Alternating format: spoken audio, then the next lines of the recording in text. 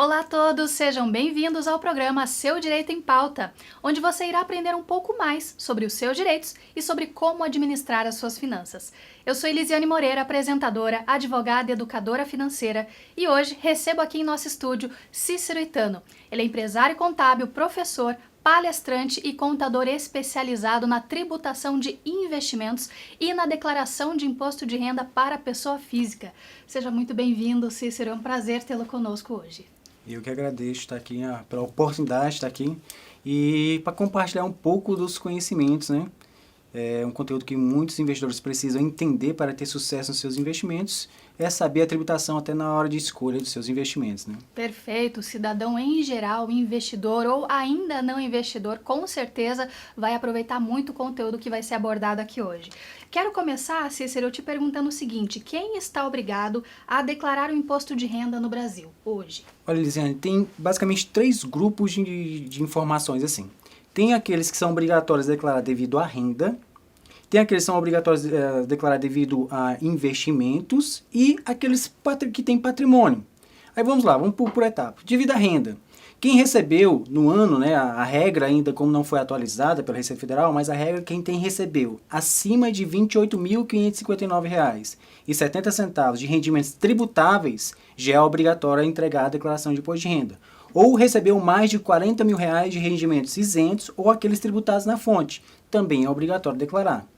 Uma outra regra que obriga a pessoa a declarar são os investidores, tais quais aqueles que venderam mais de R$ 40 mil em ativos na Bolsa de Valores ou assemelhados, e aqui tem uma pegadinha que muitos investidores não se atentaram. Pensam que as operações somente aquelas da B3, mas não, soma-se todas as vendas. B3, criptos, investimentos no exterior, passou dos 40 mil no ano, tem que declarar o imposto de renda. Ou, mesmo que venda abaixo de 40 mil, em algum mês que ele teve lucro tributável, também tem que declarar. Muito bom, olha só, passa ano, entra ano, já uma nova preocupação inevitavelmente entra aí para todo cidadão, que é a declaração de imposto de renda. Então, esclarece pra gente, por favor, Cícero, qual que é o prazo para a entrega da declaração de imposto de renda agora em 2024? Agora em 2024, a Receita estipulou o prazo do dia 15 de março até o dia 31 de maio. Então, tem que respeitar o prazo limite. Para quem é obrigatório declarar e não entrega dentro do prazo, tem penalidade e a Receita Federal vai cobrar a multa do contribuinte. Perfeito. E para os nossos telespectadores já irem se preparando em relação a essa declaração, inclusive para não deixarem aí para a última hora, quais são os principais documentos aí necessários para fazer uma boa declaração, uma declaração completa aí do seu imposto de renda, Cícero? Tem os documentos pessoais, comumente, que é os dados pessoais da pessoa, nome completo, RG, data de nascimento, melhor, RG não, CPF, data de nascimento e endereço, enfim. E de documentos, precisa dos informes de rendimentos, das fontes pagadoras, do qual ela recebeu o salário, ou das empresas que ela recebeu dividendos, JCP, rendimentos de fundos imobiliários. Precisa das notas de corretagem, onde o investidor vai fazer ali o cálculo das suas operações, cálculo do preço médio, o lucro e prejuízo das vendas que ele realizou em bolsa de valores, para informar corretamente na declaração. E também documentos de bens imóveis, bens móveis, documento de carro, onde vai estar lá o CRLV, o valor que foi pago, documento de imóvel, o endereço completo, tudo bem detalhado, e o valor que foi pago e a forma de pagamento, se foi à vista, se foi financiado, se foi parcelado, que cada forma de pagamento tem é diferente na hora de declarar no imposto de renda. Perfeito. Agora falando um pouquinho sobre algumas peculiaridades aí, para quem possui mais de uma fonte de renda, quais são as considerações importantes aí ao preencher a declaração do imposto de renda? É declarar todas as fontes de renda. Perfeito. A observação mais importante. Por quê? Geralmente, Elisiane, a empresa, elas são obrigadas a fazer uma declaração para a Receita Federal, que é a DIRF, né? A pessoa física faz a DIR-PF, que é a Declaração de Imposto de Renda da Pessoa Física, e as empresas a DIF. Essa DIF é a declaração de imposto retido na fonte. Então, se a pessoa trabalha, vamos pegar um exemplo de professores, né, que pode essa acumulação de cargos, trabalha em duas instituições. Aí fala assim, não, vou declarar só uma, porque se eu declarar as duas eu vou pagar imposto. Mas a Receita já sabe. E quando ela declara apenas uma fonte pagadora e não declara outra, automaticamente ela já vai cair na malha fina e a declaração dela vai ficar retida até que ela retifica, corrige o problema. Perfeito. Cícero, como funciona a restituição do imposto de renda e em quanto tempo o contribuinte pode esperar por ela? Olha, a primeira observação é que nem todos têm direito à restituição de imposto de renda. Por quê? Só tem direito à restituição quem teve imposto retido na fonte.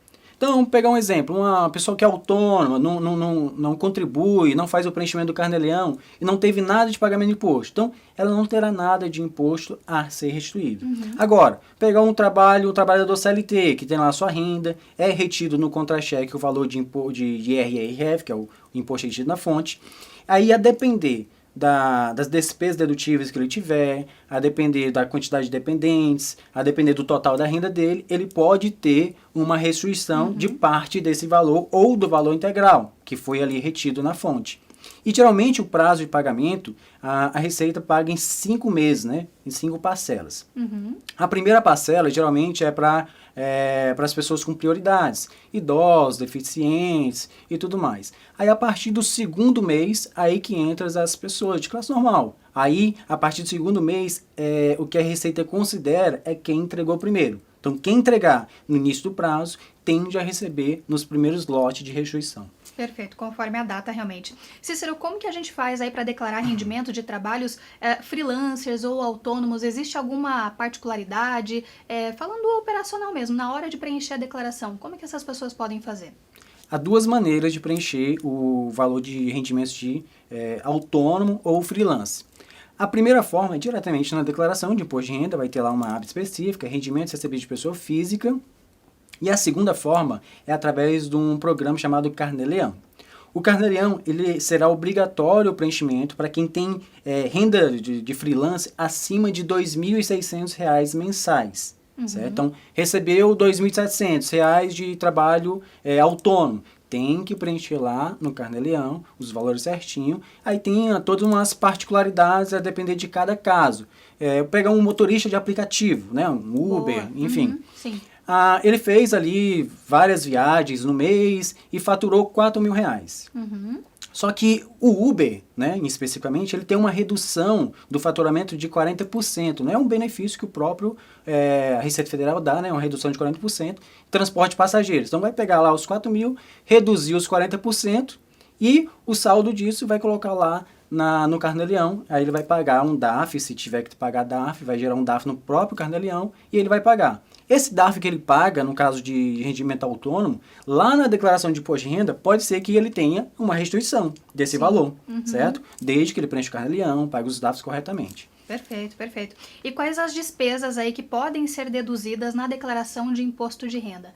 Talvez o telespectador já saiba de algumas, mas acho interessante a gente esclarecer, porque é um ponto importante que pode fazer muita diferença no fim das contas lá, né? Então, o que pode ser colocado, deduzido aí na declaração de imposto de renda? Olha, como você bem citou, assim, é bem importante a gente saber essas despesas, até para fazer um processo de elisão fiscal da pessoa física. Dentre essas despesas, nós temos despesas com saúde, que entra plano de saúde, despesas com consultas, despesas com exames, cirurgias. Temos despesas com educação, que é mensalidade e matrícula de escola, seja ensino superior, ou seja do ensino tradicional, ensino médio, enfim. Não entra em despesas de educação, não entra esse cursos profissionalizantes ou curso de línguas, não entra. Somente essa parte de ensino em si. E material escolar também não entra como despesas dedutíveis, certo? É só mensalidade e matrícula. E temos também despesas aí que a gente considera uma despesa, mas é uma despesa e um investimento, que são as famosas PGBLs. Então, quando um contribuinte ele contribui, ele pode contribuir até 12% da renda tributável dele, que vai deduzir da base de cálculo do imposto. Então vamos aqui para números, para o pessoal compreender. Simplificar. Boa. A pessoa ganha R$ 100.000 no ano de renda tributável. Então, ele pode contribuir numa PGBL até R$ 12.000. E esses R$ 12.000 vai diminuir da base de cálculo. Ao invés dele pagar imposto sobre os 100 mil, ele vai pagar imposto somente sobre os 88. Então, assim, ele vai ter uma redução no imposto a pagar e vai pegar esse dinheiro, né, que ele utilizou e está investindo também para o seu futuro, para a sua aposentadoria. E tem a questão da pensão alimentícia, né? A pensão alimentícia também, isso vai ser um caso específico, né, do pai que paga a pensão. O valor que ele paga de pensão alimentícia pode ser deduzido também da base de cálculo do imposto. Então, temos aí Despesa com educação, Isso. despesa com saúde, contribuição para a previdência privada e pensão alimentícia. Perfeito, perfeito. Cícero, para quem atua como MEI, microempreendedor individual, quais são as obrigações e considerações aí fiscais relacionadas a essa declaração de imposto de renda? O que muda aí para o MEI? A gente sabe que tem grande parte aí da população que hoje trabalha dessa forma, prestando serviços. O que muda para essas pessoas em relação à sua declaração de imposto de renda? Bom, primeiramente assim, o MEI ele é uma pessoa jurídica, né? Tem assim, o MEI, pessoa jurídica. O que vai mudar em si? É que o MEI, geralmente o MEI ele vai tirar da empresa a renda dele, certo? Então assim, qual é os cuidados que ele tem que ter no MEI, primeiramente? O MEI, o empresário ele vai ter que pagar os seus DARFs mensais, que é um boleto mensal que ele vai pagar, uma taxa fixa ali. Tem que ter o controle das suas receitas e despesas, até porque o MEI, conforme a legislação, ele tem um limite de faturamento, que é até R$81 mil ao ano, então ele tem que ter esse controle, porque se algum determinado mês ele ultrapassar esse teto de faturamento, ele já vai ter que fazer o desenquadramento da empresa e ir para uma ME. Perfeito. E também ter o controle, quando ele tem uma contabilidade, a importância do MEI ter uma contabilidade também ativa, é que na hora da declaração de imposto de renda pessoa física, ele pode distribuir todo o ganho que ele teve, líquido, né? Tirou ali os custos e tal, o que sobrou, ele pode distribuir como lucros e dividendos. E isso ainda, né? Apesar de ter projetos aí para ser tributados, mas ainda está isento. Então, assim, ele não vai pagar nenhum tipo de imposto na pessoa física fazendo dessa forma. Mas para isso tem que ter uma contabilidade ativa e tudo documentado. Ainda nesse bloco, Cícero, eu gostaria de te perguntar, quais são os tipos de investimentos aí que são tributados no imposto de renda? Dos investimentos, assim, tem os investimentos de renda fixa, por exemplo, CDB, ele é tributado, o RDB, que é aquelas contas remuneradas. Temos os fundos de investimentos. Alguns fundos de investimentos são isentos e outros são tributados. Por exemplo, os FIAs, Fundo de Investimento em Ações, eles são tributados.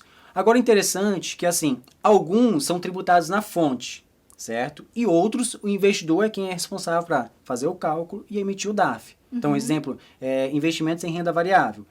É responsabilidade do investidor ou do contador que ele contrate para fazer esse serviço, fazer os cálculos e saber se tem DARF. Se tiver DARF, para emitir a guia de pagamento e fazer esse pagamento dentro do prazo estipulado para a Receita, que é sempre até o último dia útil do mês subsequente ao da venda. Perfeito, perfeito. Cícero, no próximo bloco a gente vai falar mais sobre essa questão aí de imposto de renda em relação a quem já investe, a quem é investidor.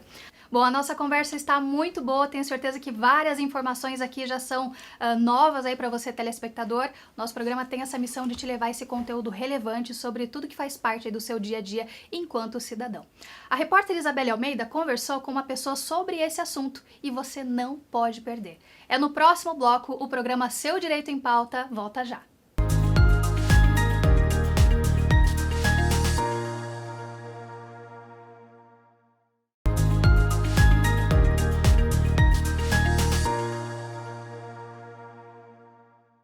Olá a todos, sejam bem-vindos novamente ao programa Seu Direito em Pauta. A conversa de hoje é com o contador Cícero Itano sobre a declaração anual de imposto de renda. E agora eu vou conversar diretamente com a nossa repórter Isabelle Almeida. A Isabelle foi até as ruas para saber quais são as principais dúvidas em relação ao imposto de renda, esse assunto que está presente no nosso dia todos os anos. Isabelle, com quem você conversou hoje? Conta pra gente. Olá, Elisiane, e a todos que nos acompanham aqui no programa Seu Direito em Pauta. Com o início do ano, muitas preocupações surgem e com ela, é claro, a declaração do imposto de renda, que tira o sono de muita gente. Por este motivo, nós viemos até aqui, no centro de Curitiba, conversar com algumas pessoas e ver quais as maiores dúvidas elas possuem na hora de declarar o imposto de renda. Confira. Bom, no meu país, para ser sincero, a gente não conhecia o que é imposto de renda. E eu vim aprendendo agora, né, aqui no Brasil, quando eu comecei mesmo a trabalhar numa empresa grande, que eu tinha que declarar imposto de renda porque eu tinha ganhando uma soma de dinheiro boa. E aí que eu comecei a aprender, né, o que é imposto de renda. Mas no meu país não tinha mesmo, porque eu mesmo não sei como fazer isso. A língua portuguesa não é a minha língua, né? Tem um monte de coisa aí para você falar e declarar. Então tem uma pessoa, um contador que vai fazer para mim, aí depois eu tenho que pagar para ele.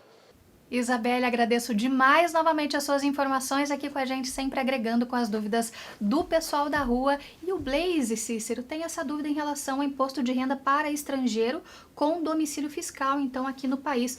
Como é que funciona? Quais são as regras, as diferenças em relação a essa declaração?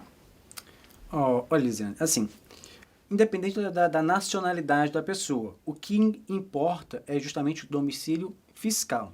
A pessoa é americana, mas tem um domicílio fiscal brasileiro, vive aqui no Brasil. Então, eles também estará obrigado com as mesmas regras do imposto de renda como um brasileiro comum que vive aqui no país.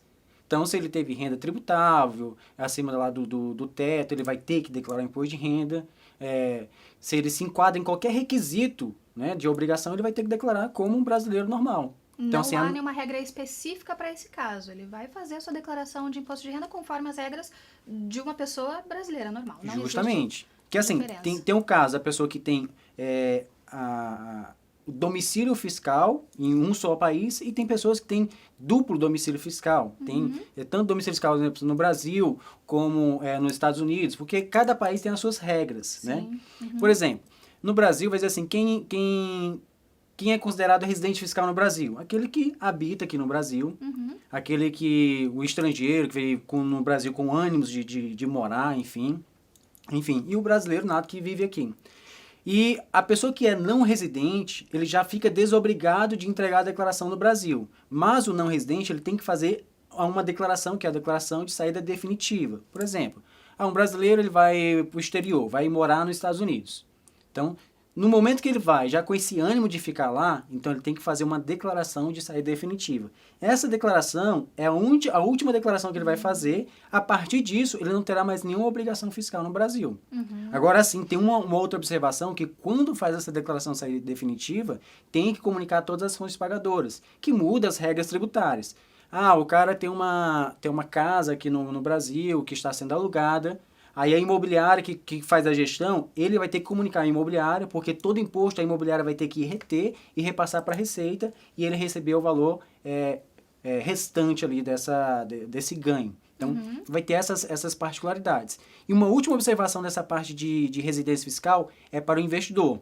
O investidor brasileiro vai embora do Brasil e quer investir no Brasil. É um pouco bem mais complexo para investir no Brasil como não residente, pessoa física, e também tem um custo mais elevado, porque as corretoras, por elas serem as responsáveis para fazer os cálculos das operações, reter o imposto na fonte, elas cobram uma taxa um pouco maior. Então, tem corretores que cobram ali a partir de R$2.000 a taxa mensal. Então, nem sempre vai ser viável investir como não residente. Entendi, perfeito. Ainda falando aí sobre investimentos, como declarar investimentos no exterior para o brasileiro que investe fora? Houve algumas mudanças agora recentes aí nessa legislação. O que mudou? Quais são as novas regras? Se eu quero investir na Bolsa Americana, o que isso implica para mim em relação a imposto de renda, Cícero? Primeiro ponto é que nessa declaração de imposto de renda é o seguinte, nessa declaração de imposto de renda você vai seguir a regra anterior, certo? Que é a regra que estava vigente. Essa nova regra só vai valer para a declaração do próximo ano. Então, quem começou a investir no exterior ainda em 2023, tem que fazer os cálculos do preço médio. Se vendeu acima de R$35.000 em ativos no exterior, tem que preencher o programa GCAP, apurar ali o DAF, pagar o DAF, que era para ter pago, na verdade, dentro do período, né, que é sempre até o último dia útil do mês subsequente ao da venda. E no que tange ao preenchimento de declaração de imposto de renda, geralmente vai informar ali 3 grupos de informações. A posição em custódia. O que seria essa posição em custódia? Posição em custódia, pessoal, é os ativos que você possui em carteira em 31 de dezembro de 2023. Os estoques, os rates, os ETFs, enfim, as renda fixa americana, né, que é os bonds ali. Todos esses ativos que você possui em carteira em 31 de dezembro, você vai ter que informar na declaração lá na aba Bens e Direitos. E tem que ser informado em reais. Você manda em dinheiro o real para o exterior e converte em dólar e tal. Aí, na declaração, você vai informar o valor em reais, sempre em reais. E tem as regrazinhas de conversão. Por exemplo, nas compras, a regra anterior, nas compras, a pessoa tinha que utilizar a cotação do dólar de venda do dia da liquidação. Nas vendas, ele tem que converter pela cotação do dólar de compra, também do dia da liquidação. Então, tem que fazer essas conversões conforme diz a legislação e informar na declaração sempre os valores em reais. O outro grupo de informação é os rendimentos, né, os dividendos que ele recebe lá no exterior. Esses dividendos devem ser informados lá na aba rendimentos recebidos de pessoa física ou exterior, que é o mesmo campo, né? Vai ter uma colunazinha lá, rendimentos do exterior. E vai informar também os valores sempre em reais. E o interessante é que a regra para a conversão dos valores do dólar, do recebimento de dividendos, para reais, utiliza a seguinte regra. Tem que converter o valor que foi recebido conforme a cotação do dólar do último dia útil da primeira quinzena do mês anterior. Vamos pegar aqui um exemplo assim. Recebi $100 no mês de fevereiro de 2023 de dividendos. Então, para mim informar na declaração de imposto de renda, eu tenho que pegar a última cotação da primeira quinzena do mês de janeiro. Então, exemplo, se dia 15 foi um dia útil e teve cotação do dólar, então eu vou pegar a cotação do dólar do dia 15 e converter esses $100 para reais. Vamos supor que estava cotado a R$5 o dólar. Então, eu recebi R$500 em dividendos no mês de fevereiro, que é esse o valor que eu vou informar lá na declaração. E também devo informar os impostos pagos lá no exterior quando o país do qual eu recebi esse rendimento tem acordo né, de não bitributação com o Brasil, aquela reciprocidade fiscal. Por quê? Quando tem essa reciprocidade, o imposto pago lá no exterior, eu posso utilizar como crédito no devido aqui. E como lá nos Estados Unidos, né, que a maioria dos investidores investem, lá é retido 30% de imposto na fonte. A nossa alíquota máxima é 27,5%. Ou seja, então o investidor, todo o rendimento que ele receber lá no exterior, dividendos, que teve essa retenção na fonte, ele não vai pagar mais nada de imposto, porque esse valor que ele pagou lá, utilizará como crédito aqui. E por fim, para tratar dessa parte de declarar investimento exterior, tem o terceiro grupo, que é o resultado das vendas. Aí temos os lucros isentos e temos os lucros tributáveis. Para me saber o que é isento e o que é tributável, depende do total de alienações no mês. Então, se o investidor, no mesmo mês, dentro do dia 1º de janeiro a 31 de janeiro, por exemplo, ele vendeu abaixo de R$35 mil em ativos no exterior, o lucro que ele teve é um lucro isento. Se é isento, não paga nada de imposto de renda. Contudo, tem que ser informado na declaração de imposto de renda. Se ele vendeu acima de R$35 mil dentro de um determinado mês e teve lucro, esse lucro vai ser tributável e ele vai pagar ali a partir de 15% de imposto de renda sobre o ganho de capital. Observação, o que eu expliquei até agora é a regra antiga que ainda está válida para a declaração desse ano. Isso. Agora vamos abordar aqui um pouco só o que teve de alteração na regra nova, né, nessa nova lei que entrou em vigor a partir de dia 1º de janeiro de 2024. Agora é o seguinte, quem investe no exterior, dividendos, ganho de capital, vai entrar tudo num bolo só.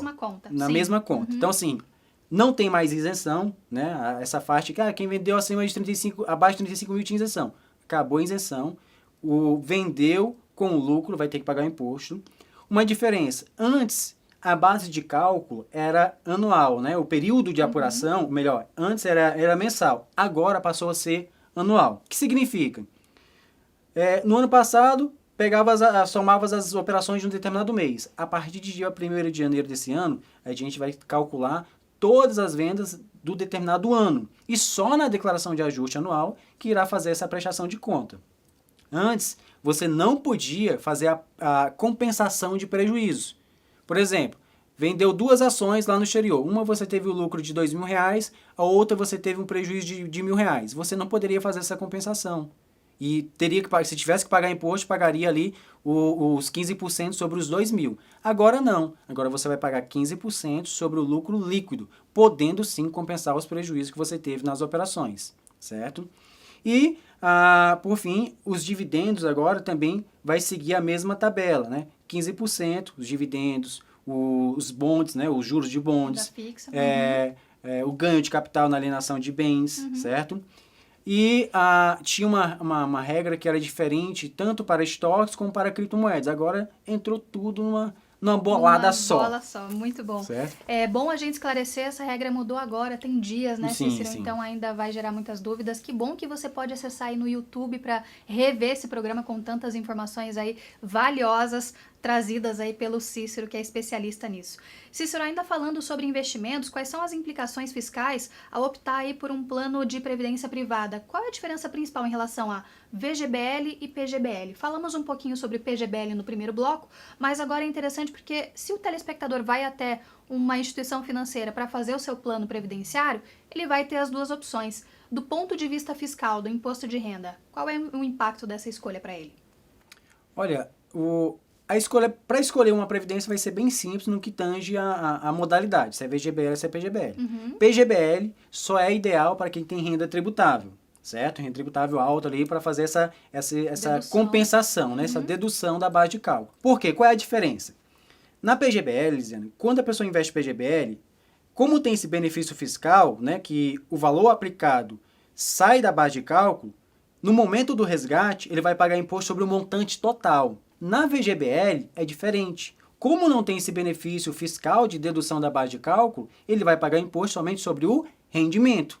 Então, se para você a PGBL não vai fazer nenhuma diferença na sua declaração, então sempre opte por uma VGBL. E uma outra observação, que teve até uma mudança que foi recente, que é sobre a forma de tributação, que temos duas formas, a progressiva e a regressiva. Antes, o investidor tinha que escolher no momento da contratação qual era a forma de tributação que ele iria optar.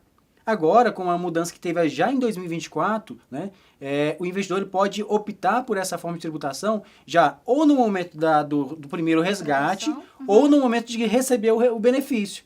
E isso foi uma medida assim tão positiva, porque a minha realidade hoje pode não ser a mesma daqui, sei lá, 5, 10 anos, quando eu for fazer o resgate desses rendimentos. Né? Então, se mudou, aí eu não podia mais alterar a minha forma de tributação. Agora sim, é uma forma muito mais eficiente para o investidor e que vai trazer um efeito muito positivo nas previdências privadas que existe aí no mercado hoje em dia.